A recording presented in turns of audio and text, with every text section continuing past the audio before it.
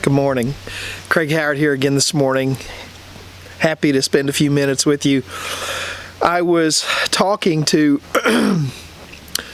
a lady the other day who was struggling with some things that had happened in her life recently. She had had a lot of losses, and her kids were far away. In fact, her one child was in China. And she's looking at, coming into the holiday season, and it's not, a lot of the people that have been important in her life aren't going to be around for the holidays.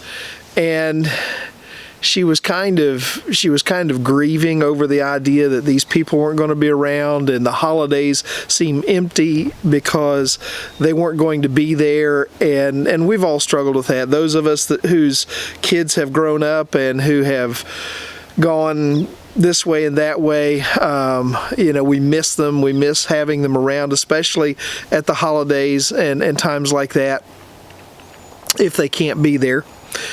And she was just kind of like, I just don't feel like I'm struggling to get motivated to do anything. And I was thinking about her as I was driving along the other day, going down Corridor H, which is a highway near here. And I was driving through the hills, and it's a very pretty it's just a very pretty drive. You're driving through the mountains, and there's a lot of spots along the way that are very scenic. And the leaves were just about at their peak. Maybe they were at their peak. And I'm driving along, and I'm seeing all of this incredible beauty, and I'm seeing the leaves. And I was thinking about her, and I was thinking about how God just kind of has a way of remembering us and providing for us. God didn't have to make this world a beautiful place. He didn't have to bring things into it that just encourage us or that just bless us. The tree in my background, that tree is probably 35 feet tall, something like that.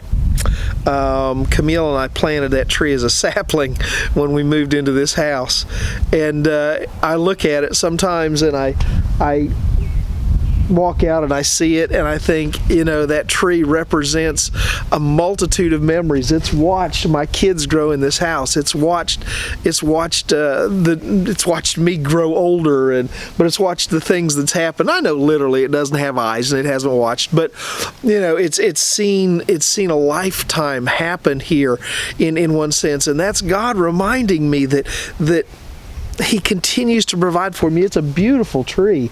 And, He just continues to remind me that He has provided His presence, His life, His beauty into my life. And I shouldn't be saddened when I can't reach out and just touch it every moment that I want to.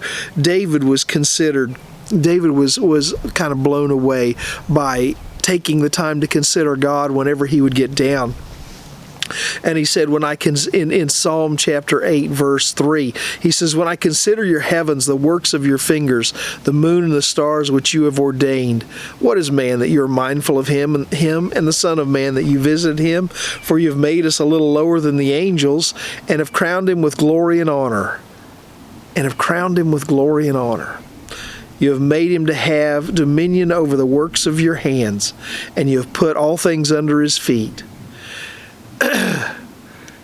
David's reminded in the moments where he is discouraged, in the moments where he is feeling down, he's reminded how much God, he says, when I consider the works of your hands, the sun, the moon, the stars, I come out sometimes at night in the wintertime when the stars are just really, really blasting away. You can really see the stars and see the Milky Way and all of that. And I think, God, you made all of this, and you didn't have to make it so beautiful.